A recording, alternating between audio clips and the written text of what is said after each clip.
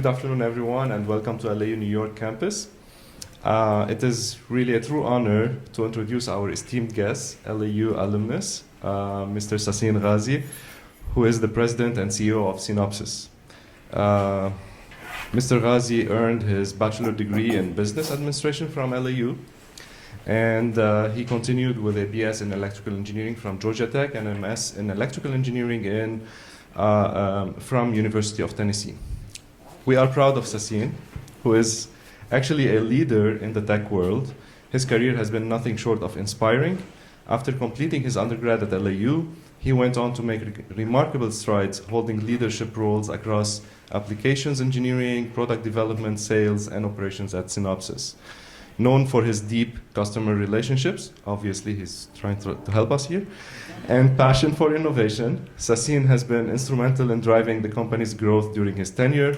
Most recently, as CEO and president, he steered Synopsis through record revenue growth and profitability by driving ambitious business strategies and fostering a culture of relentless customer focus and execution. In fact, as an engineer myself, I can deeply appreciate the technological innovations you championed. His leadership in launching the flagship fusion design platform, Synopsis AI, which is the first AI-driven EDA solution, multi-die packaging, and others. Also, personally, I worked with ANSYS. I'm a mechanical engineer, and been working with ANSYS for many, many years.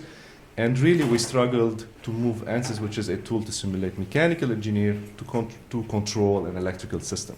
And your vision is really amazing of acquiring ANSYS and combining it with Synopsis.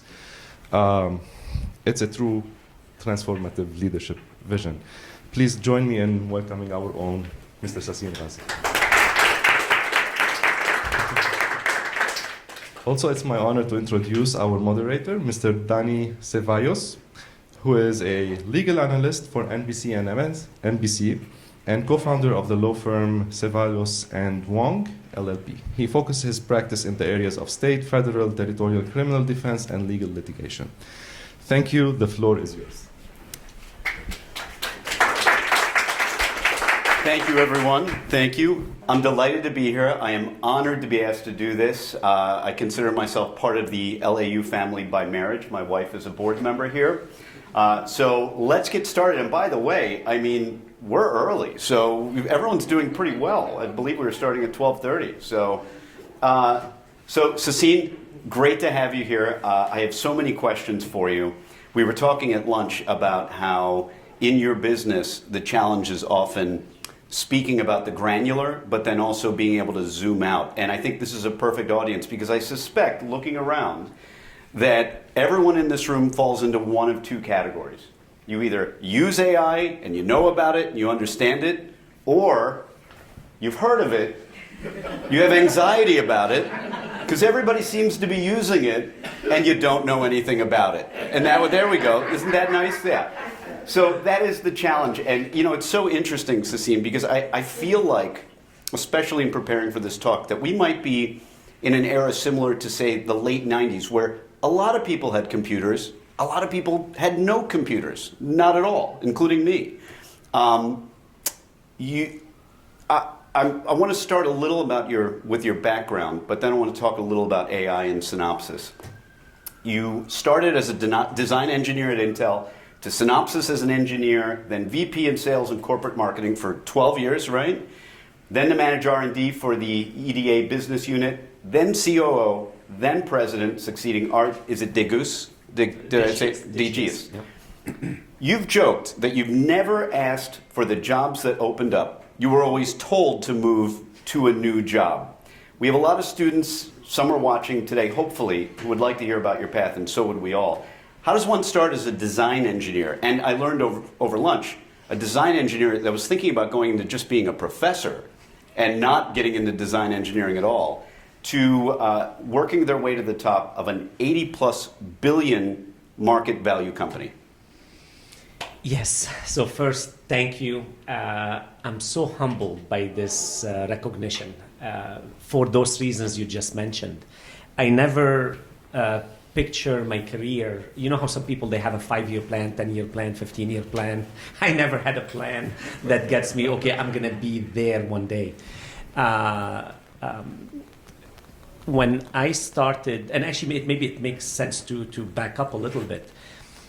When I did engineering, not because I was in love with engineering. My dad was an electrical engineer, and for those of you Lebanese in here, you know how it is. Your dad tells you what you need to study, and you say, okay, that sounds good, I'll study it.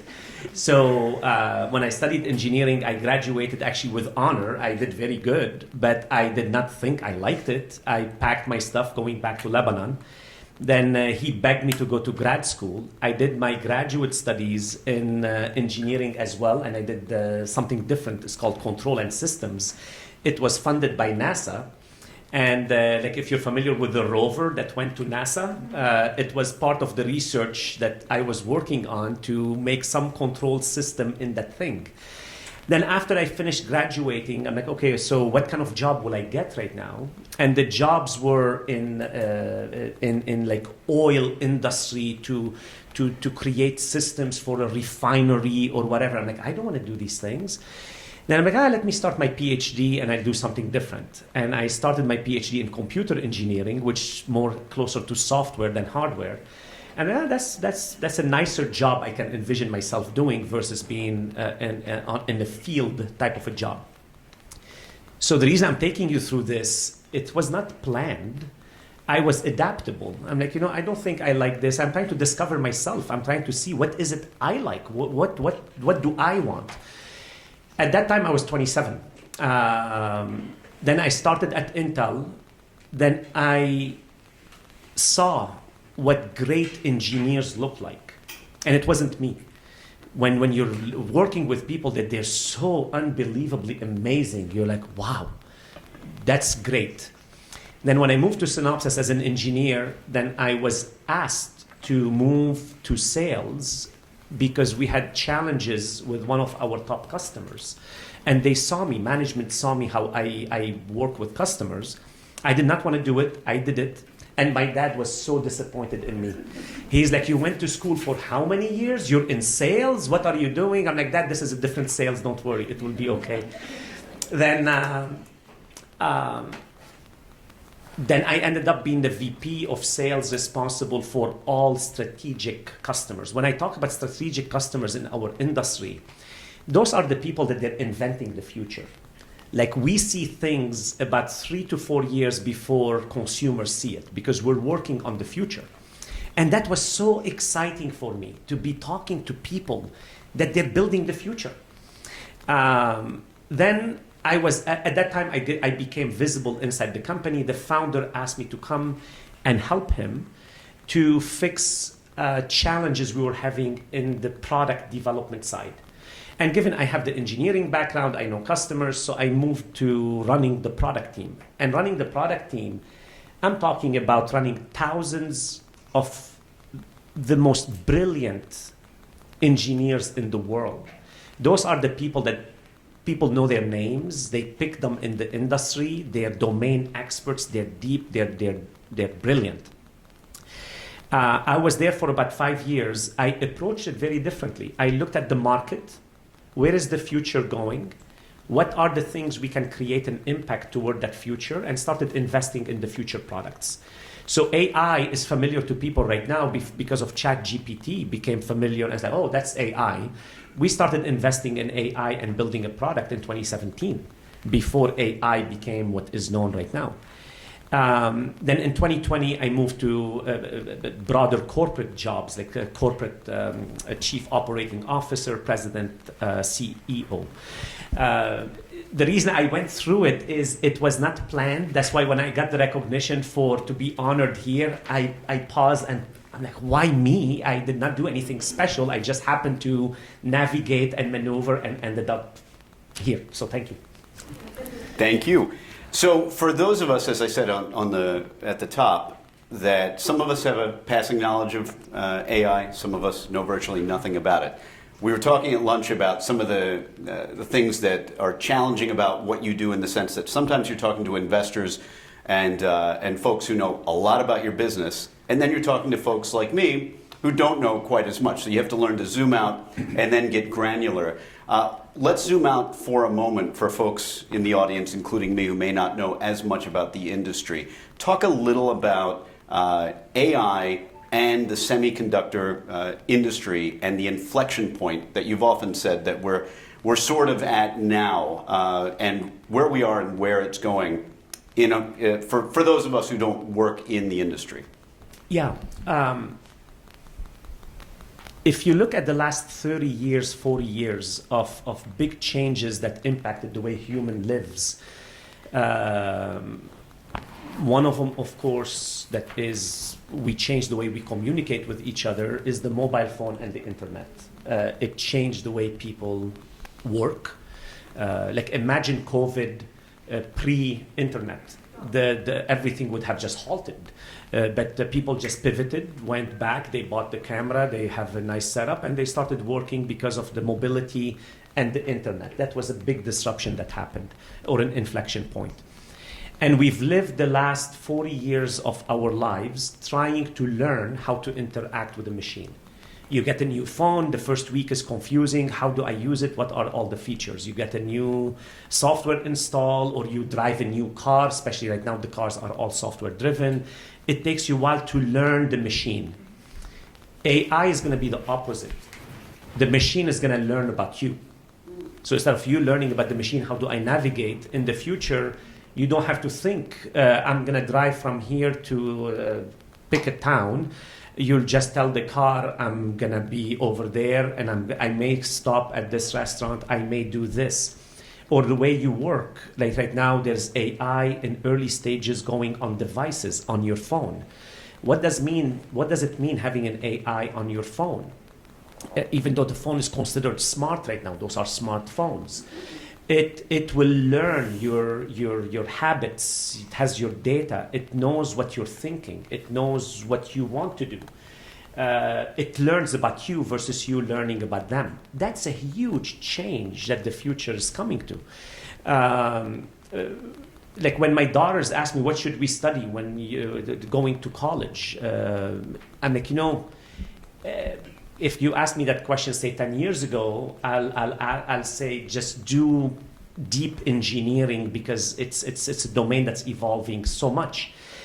Right now, the type of engineering you need to do, you have to be thinking how it will be disrupted with AI. For example, we have thousands of engineers inside the company. I'm challenging our team every day. How will your job change with AI? And if I want to push the limit in my conversation with them, the work you're doing, will it be replaced with AI? If yes, start replacing yourself right now.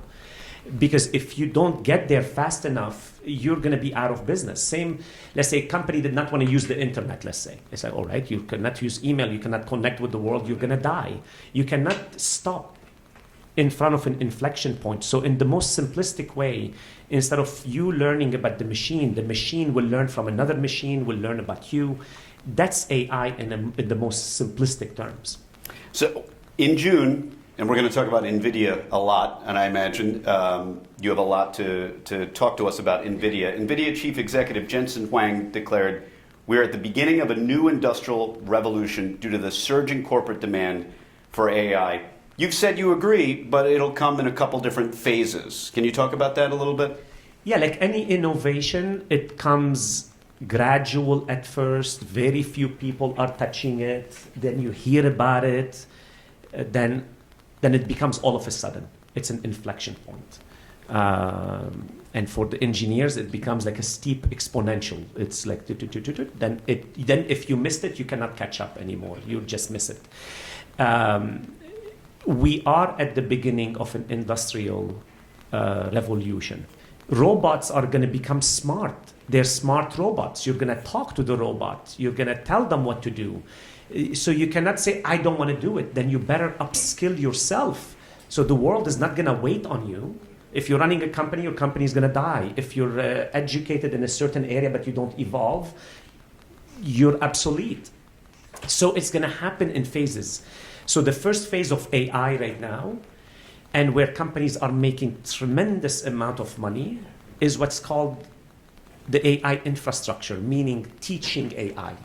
You hear about let's say the Chat GPT. How do you teach it how to communicate with people? So it's training. You train AI. That's the first stage. It will take about 3, 4, 5 years. Then you have the next phase where it starts moving into products. And then the last phase where it becomes a part of your daily life, that you stop talking about AI as the thing, it becomes in everything. It just becomes part of everything. You go to the doctor, there's your data, your AI, your predictions, etc. there. Now, I know that may be scary when you think of it this way, but think of diseases that humans has not been able to fix. Let's say cancer research or whatever, that will get accelerated hugely with AI.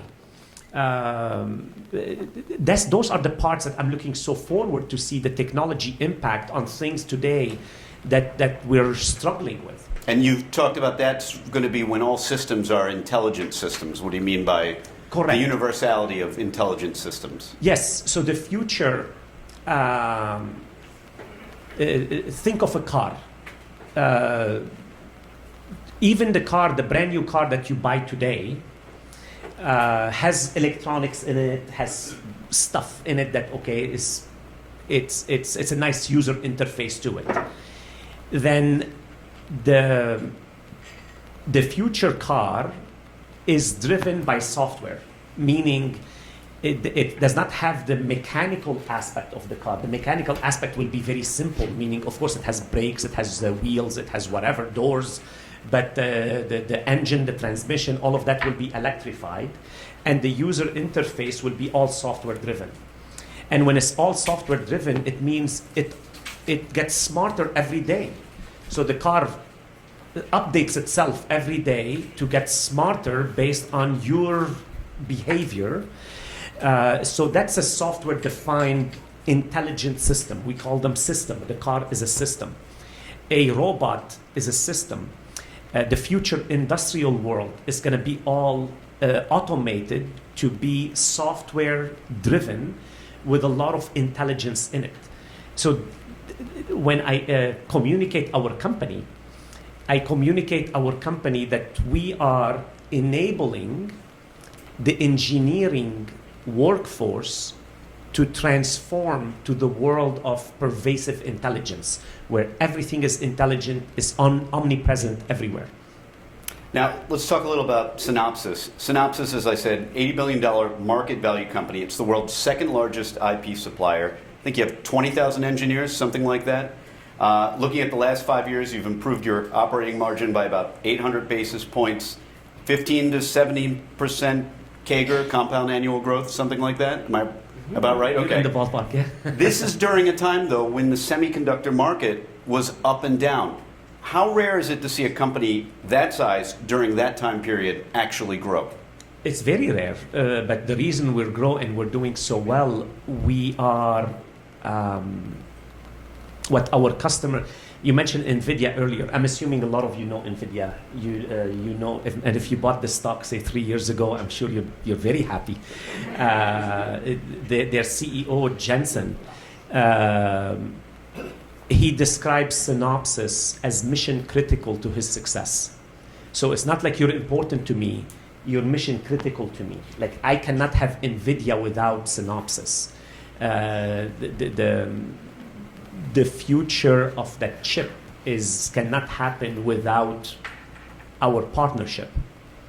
So the reason we were able to grow while the industry and the market fluctuates is we are very closely tied to our customer R&D that they're inventing the future. So when they're inventing the future, we enable them to become more effective, and because that future is so complex from an engineering point of view. I know I'm making it sound so simple and easy, but let's say the what NVIDIA build,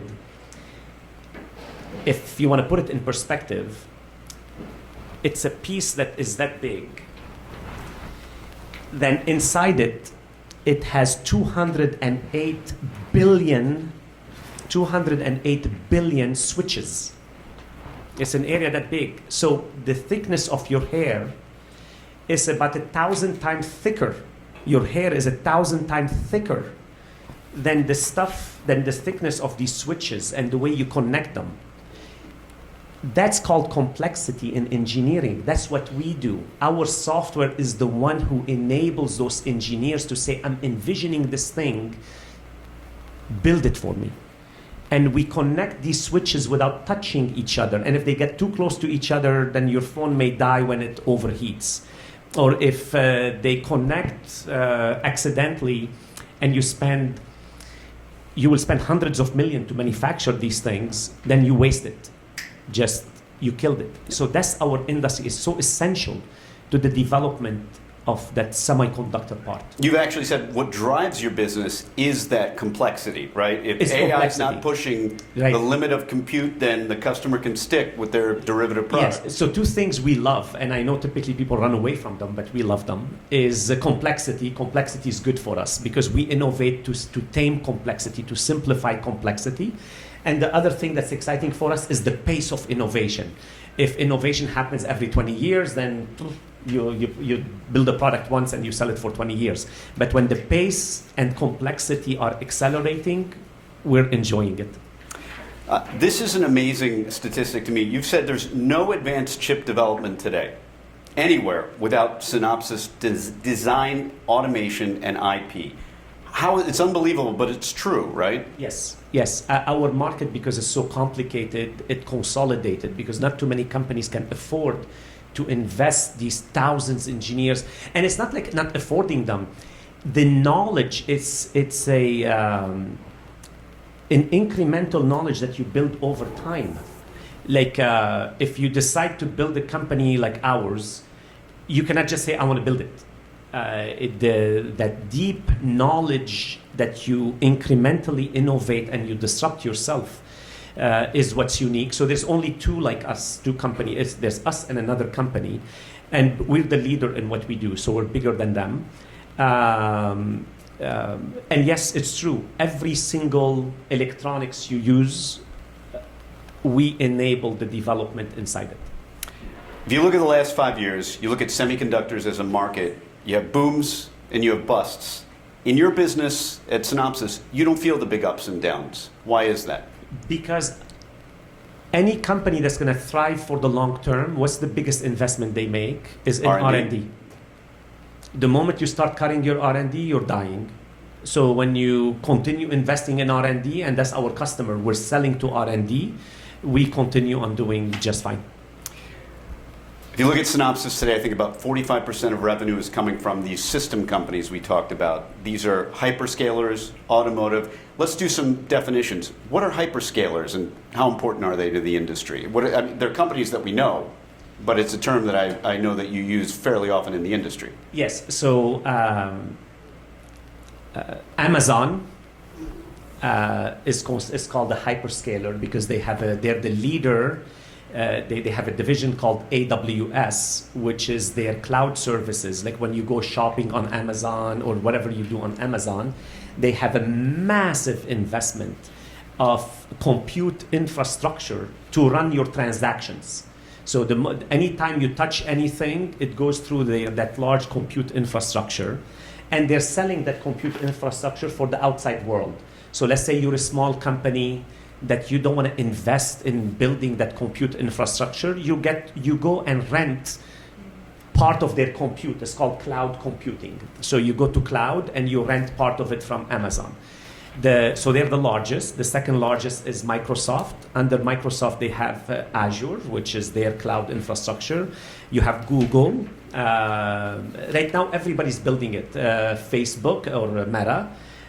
Tesla, they have their own. The reason everybody's building their own because they see the future that whatever product they have, they want you to come through their gate and stay inside for all your needs. If you want to drive the car of the future, that the car is talking to another car, talking to the city, talking to the pedestrian, somebody has to compute all that interaction, and that's the cloud compute. That's called hyperscale. And speaking of the scaling, you've frequently mentioned Moore's Law. Yes. In the context of your business. For those of us who are not engineers or scientists or even mathematical theoreticians, what is Moore's Law and how is it applying to AI That's in the a tough industry? one. The reason it's a tough one because what Moore's Law is the manufacturing ability of semiconductor. So I mentioned that your hair is about 1,000 times thicker than the connectivity of the devices inside your chip. If you go back in history, and it's amazing, not too long ago, when I started working, which was 28 years ago, the devices that to design the chip, you can actually visually see, but you have to squint to see how they're connected together, because that was the scale in which you can jam stuff. For people like me, I can always picture that drawing of like lines with a ball on the end of it, and you could actually see it on a chip. Is that what, many years ago, before it got so small? Is that what we're picturing? Yes. Sure. So about 30 years ago, when you're designing a chip, let's say the first chip, Intel, because Intel was the leader in compute. Let's say if you want to buy a PC or a computer, it's typically an Intel chip, Intel inside. And those chips, they used to have about 2-3 million transistors, devices, switches inside them. And when they printed on a big paper. You can actually see the line with your naked eye. You're like, okay, now I can see how they're connected together. Now it shrunk so much that, as I said, the latest AI chip has 208 billion devices. There is no way you can see anything. It's so minuscule, the scale of it. That's more. It's on the angstrom level, right? The molecular level. That's right. So if you're familiar, of course, we are familiar with kilometers to meters. Then you start. I am not. Yeah. But I don't know what those are. Mile to feet. I don't know what temperature Celsius inches. is. Yeah. I don't know any of it. No, I'm helpless abroad. So think of meter to centimeter, millimeter, nanometer, and then there's the next scale down called angstrom, which is 10 to the minus 10 of thickness. That's Moore's Law, is the ability to go down the scale, and you're getting to a point is so small that you can see the atoms jumping between the devices. And that's creating a huge engineering complexity, and that's why we announced we're buying a company, Ansys. Because the big challenge, and I don't know if you experience it sometimes, let's say your phone, you may not be using it much, but it may be doing something on its own. It may be updating or whatever. Then you touch it, it's like on fire. And the reason it's so hot is that chip inside, it's buzzing at a speed that's super high based on a software that is running on it, that it creates thermal issues, it creates heat. Then, of course, it becomes not reliable because it will break. So those are the future challenges, is beyond just the electronic design, is how do you deal with the physical world around it. Yeah, I'm so glad you brought that up, because there are a couple points that I found just fascinating that I've heard you talk about. A couple different things, heat and power. I'll talk about power first. Some of the, it seems theoretical, power requirements that we're talking about. We're not talking about the generator in the backyard when the lights go out. You're talking about, and tell me if I'm wrong, not enough power that we're going to need for a small city. We're talking about the power needs of an entire country to handle some of these racks or some of these data centers, I think you call them. I mean, it's mind-blowing. I don't think members of the public fully understand the kinds of needs that are going to be coming down the pike. I can't imagine, unless you can run a cable to the sun, I don't know how we're going to get that kind of power. I mean, maybe we can. Yeah, but actually, it's a very good point. The one thing that possibly can slow down AI is the ability to have enough power to generate, to feed all that compute and cloud infrastructure. I don't know if you heard, was it last week or the week before, Microsoft decided to convert a 3-mile island into a nuclear fusion power generation for one of their cloud systems. And that cloud, what runs in it is a lot of chips. They're just running and burning. So to give you a sense, they're measured in megawatt hour, the consumption of these data centers. It's equivalent to what countries will consume in years is what you will consume in a day in these data centers. So it's mind-boggling, the amount of power. Then when you contrast that... How's it doable? I mean, is there a future where we can do this? Yeah, right now most of the discussions there are going to be a lot of nuclear fusion to feed the power hunger to drive it. A lot of renewable energy, but then how do you store that energy to feed to that? Because you don't only run your data center when there's wind or sun. Right. How do you store and feed to stay 24/7 powered? You contrast that with what's happening with global warming. If you want to burn more energy, then the world is going to burn. What is the energy alternative of the future? So one of the big macro investments that are happening in the world right now, there is the chip AI brain to run the future. Then how do you power it, which is energy? There's a huge investment and new method to drive energy. Our contribution to all of that, how do you minimize the power consumption on these devices to make it less power hungry? But given you need so much of it, the power consumption is going to go up. So if we had, part of the challenge is coming up with a system that doesn't require infinite power, right? Something that requires less power. Because if we had infinite power, that would open up our abilities to develop the technology, right? Yeah, that's why a lot of these data centers, the hyperscale, the cloud computing, they typically build them in the middle of nowhere. In some states, some cities that there isn't, they cannot stress the grid, the power grid in order to build them. There is always talk, say Saudi Arabia or Iraq or Jordan, or not Jordan, pick a large country that has a lot of oil. But oil is not the future for that to power it, because you need to have an alternative energy to power it. That's where... Because there's not enough. There wouldn't be enough. No, there isn't enough. It'd be a hollow planet if we pulled all that out. And you will kill the environment. Right. You'll kill the environment to power it. That's why Microsoft, they're not necessarily the first one to think of a nuclear source of energy, because you have to address the power in order to deliver on the ambition of AI. You don't solve the power, it's going to slow you down. Right.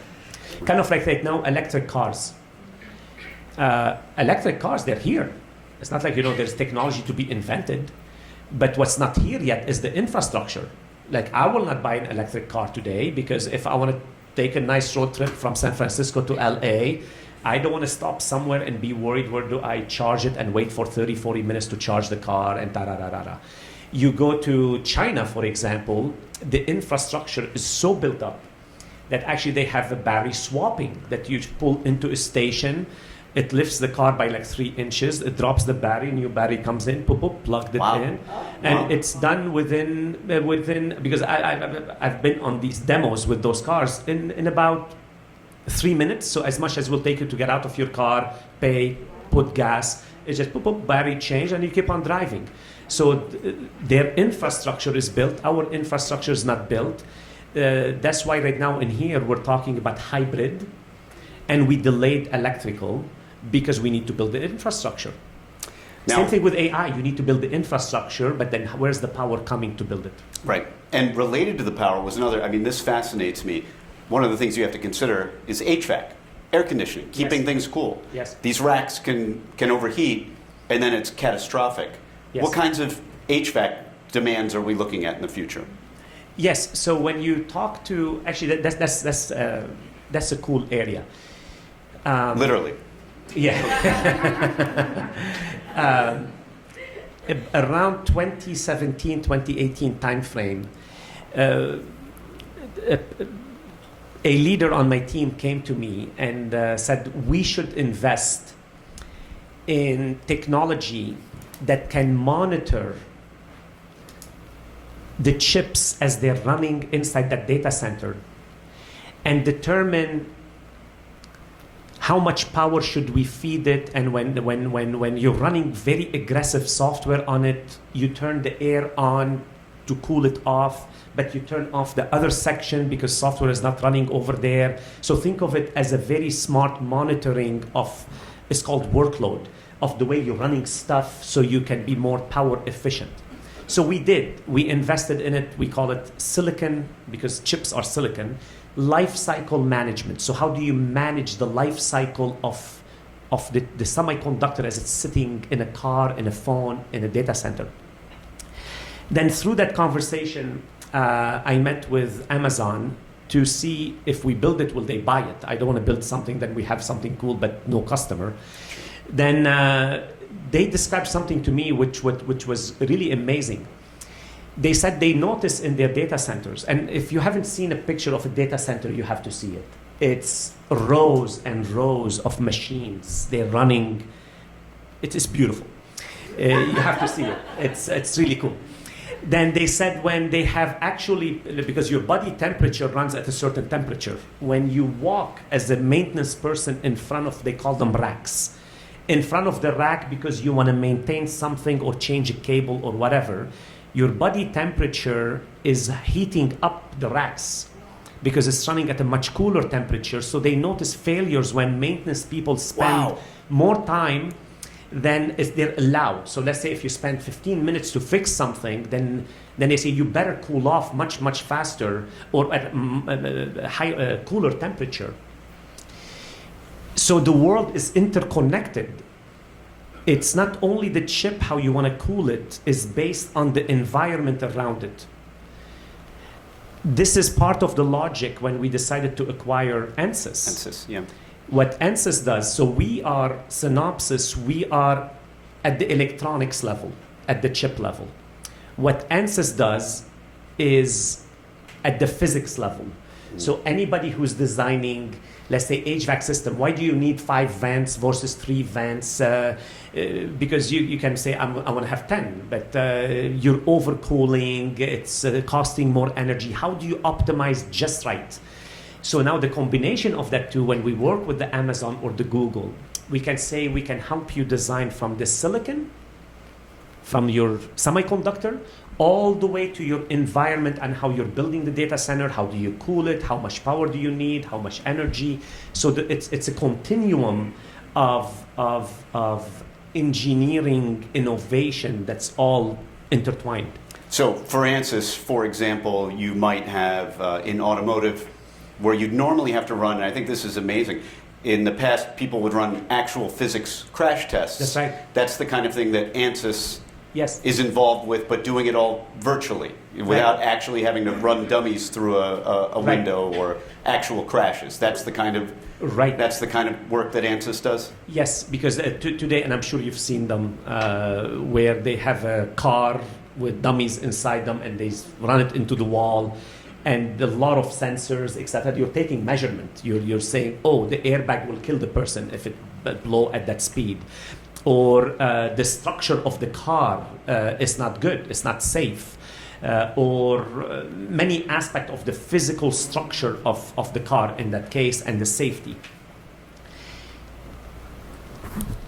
Each car or car manufacturer, typically, they have about 5 to 10 of these crash testing, because if you go beyond it, it's so expensive, especially in the new cars that they're building.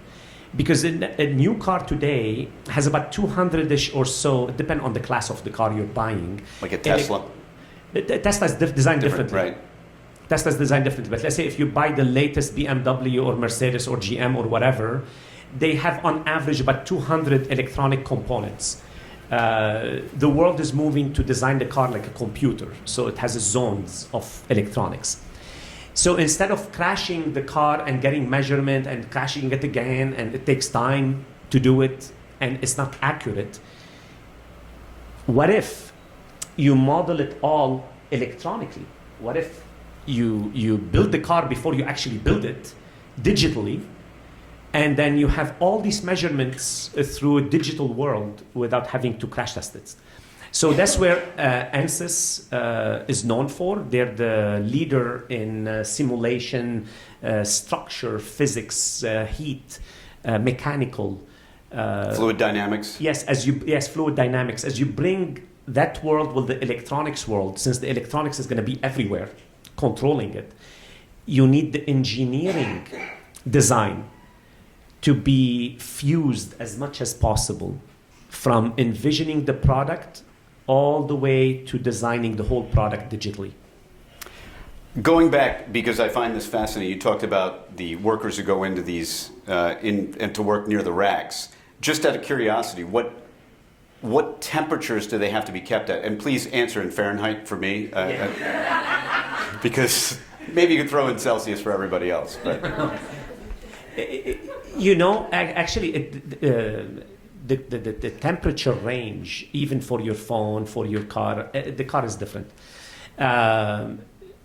You design the chips with a voltage range, so temperature range, that you say within that range, it should operate well. You know how sometimes you leave your phone in your car, you come back, it says, I shut off because it overheated?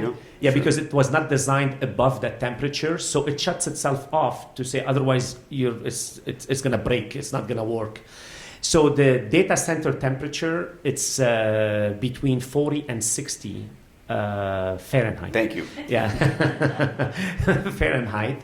And that's the sweet spot to drive the performance they need, how fast they need to run the chip. If the temperature gets warmer, the chip will still work, but it's slower. The chip runs slower. If you go way above that temperature, it will break the chip. So, but let's say if you want to send something to space, when you send a rover to space, there's a different way to manufacture those chips that they can operate at a very low temperature. Or in an airplane, you know, when you're flying at a certain temperature, so you have a different application for those chips that they run at the different parameters. So we're talking about these different workloads, temperature, power. I saw you on CNBC with Jim Cramer, thanks to your publicist, I'm sure, your publicity team. He said to you, these all sound like impossible tasks. And to me, I tend to agree with him. You say they're not. You know, I don't know if you're feeling it. That's what I get so excited about. Just, my gosh, it's so hard to do, but let's do it. It's impossible to even think about it. I don't know if it's impossible. Let's do it. Like if you were to tell me when I was an engineer doing the actual engineering work, running a simulation more than 5, 6, 10,000 devices was like you're pushing the limit. Now we have billions of devices we're running simulation on. The ingenuity of humans in terms of finding ways to think and engineering it and solving it is just amazing. I'm glad you bring that up because recently I heard you say, and I love the statistics involved, and I think this is kind of related to the acceleration you keep talking about. You said that it took 60 years for the semiconductor industry to reach $500 billion in sales. How long will it take to make the next $500 billion? 60 years. Yes. To what's next? 6 years. 6 years. It's amazing. Yeah, so it took 60 years to go from 0 to $500 billion. By the end of the decade, we'll double in size. Wow. Yeah, so wow. But and the reason for it is electronics is everywhere. It's gonna be everywhere, omnipresent, everything you touch. And it's not something you say, I don't want to use it. Regardless if you want to or not, it's gonna be used on you. You go to the doctor, it's going to be used on you. Anything you do, it's going to be it. I imagine 60 years ago, I could see the lines with the naked eye. Right? Yeah, that was not very difficult back then. Right. Yeah, that's right. So you talked about this earlier. Everyone's talking NVIDIA these days. It's a big topic. You've talked about, even here today, that Synopsis is mission critical to the chip design industry. Talk a little about the relationship to NVIDIA. We've talked a little about ANSYS, but the relationship, because it's been a long-standing relationship with NVIDIA, although a lot of people don't really know that. Yeah, actually, one of my favorite stories that the CEO of NVIDIA, he's the founder of NVIDIA, his name Jensen is Huang. Jensen Huang. Well, He started his company in a garage, like many Silicon Valley companies. It was him and 4 founders. Then his company is about 3 years older than our company. So we started our company I was not there, but 3 years before. And he knew if he wants to build that future, he needs to work with companies that are inventing the future. So he came to Synopsis and said, I want us to collaborate and build that chip together. He did not have money. He's a young, broke dude. Then I've been there. Then he said, what if I give you part of the company? Like, I forgot how many shares he gave us. Like, if I remember the number correctly, 200,000 shares of NVIDIA. And it was a paper at the time. It's like, okay, thank you, but I don't know how much you're worth because it's just a paper. Then of course, NVIDIA right now it depends. It's either the second or largest or the third largest company in the world. And actually, sometimes it touches the first, right? It's $3 trillion company. Then he jokes. He's like, if you kept your stock that I gave you, the stuff that I bought from you is worth in the hundreds of billions of dollars. Like, yeah. But we sold them right after he gave that we can sell them. Yeah. And those papers, I keep telling Art, which is our founder, the founder of Synopsis is a very special person. Like you know, sometimes you meet smart people, and sometimes you meet people that they're just beyond. They're just intellectually beyond, and Art is a multifaceted intellectual, and he was one of the people that really had a huge impact on me because he was my mentor in the last 10 years, and maybe a little bit longer, but 10 years ago we got very close as I'm working with him. I'm like, Art, can you please go find these papers from Jensen that gave you? He's like, I know I have them somewhere, so I'm still waiting on him to find them. Oh, I am too. I want you to find them. Wouldn't that be cool? That would be really, really cool. I want to shift a little bit. We're at LAU. We hopefully have some students watching, attending. You've talked about this. If you go back to 2012 to 2014, Synopsis was actually, you've said, having a hard time attracting engineers, attracting talent. People apparently at the time, fresh out of school, wanted to go to those hyperscalers we were talking about, Amazon, those places. And I think the thinking was that those were the sexy places to go. But things have changed since then, haven't they? Talk a little about that. Yeah, when I studied electrical engineering, actually right now it's funny, when you say electrical engineering, people start like, what is electrical engineering? Because it's like the old stuff. Then computer engineering. What do you mean by the old stuff? Like electrical, really, when you describe it to electrical, they assume you run power lines and electric grid. Changing the plate on the outlet, and, right. Okay. Like, it's funny, when I used to get called, it's a funny story, I went to Lebanon one time after, I was so proud, I graduated from the top schools in the US in electrical engineering. Georgia Tech, Tennessee. Yeah, it's huge, it's like, I'm so proud.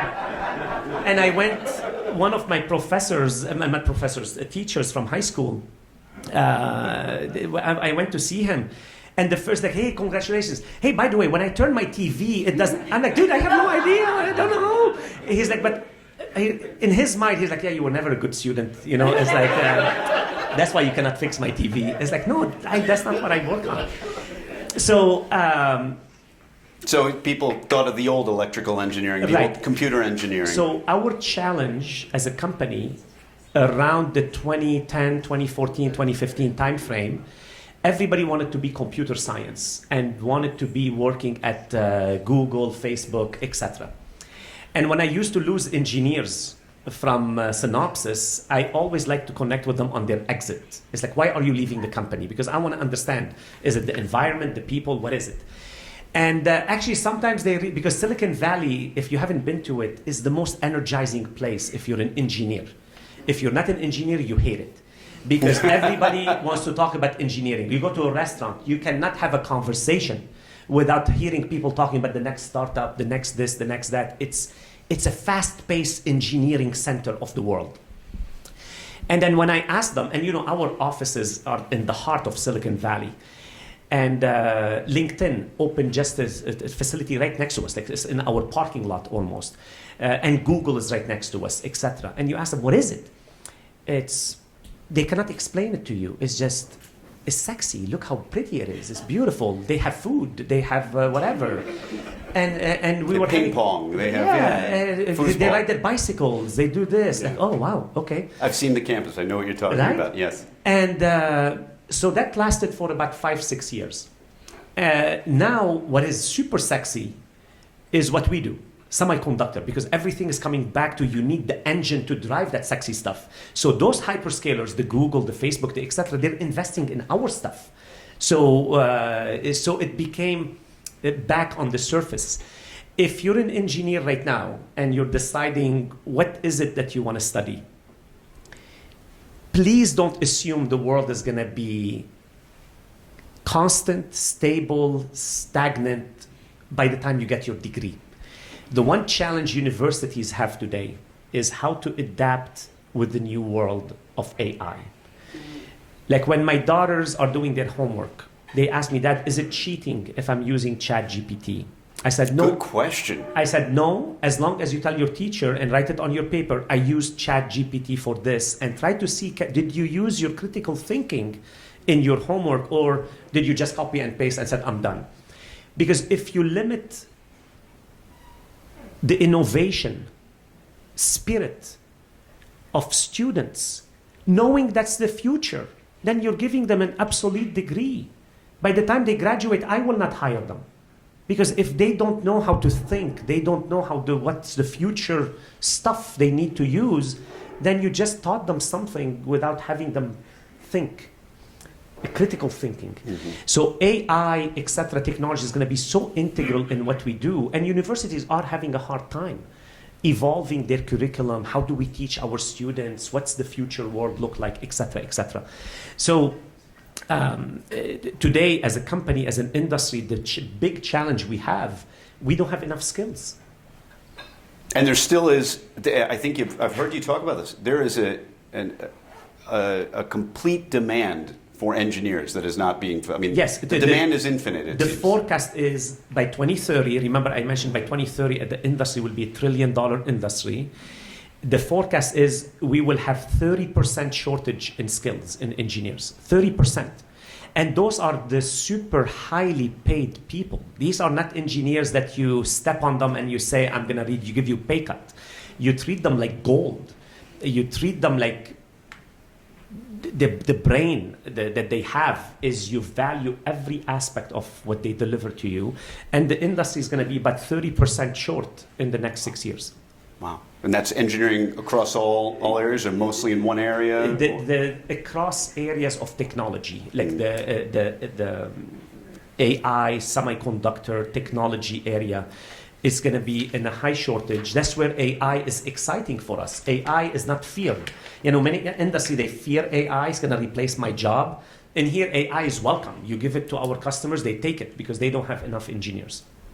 So it seems like there is an optimistic outlook for engineers, students, people interested in the industry, because there's going to be demand, if nothing else. They're 100% going to be demand, but don't limit it to engineering. In the future, as I said, we spent the last 30, 40 years learning how the machine works. In the future, the machine is going to learn how we think. So psychology. How does the people, what gets you excited when you're walking down the street, and what gets you turned on that you look at some shop or whatever? That's psychology inside the computer. How do you market for people? How do you sell? How do you promote your product? How do you brand the company? So engineering is the enabler of it, but it's going to create a whole other wave of disruption in everything that you do, everything you study. Before social media, there was no such a thing as many industries we have today. Today, you don't buy the way you used to buy. You don't brand the way you used to brand. And those are not engineering roles there, but it's a different approach. Leveraging technology with AI is going to be at a much bigger inflection point. That's why it's referred to as a industrial revolution, because that's the impact and the magnitude of it. I'm afraid we're out of time, unfortunately. Thank you, everyone. Thank you to Sassine Ghazi so much. Thank you. President, CEO of Synopsis. Thank you so much for being here today. It's been an honor. Thank you very, very much. Thank you.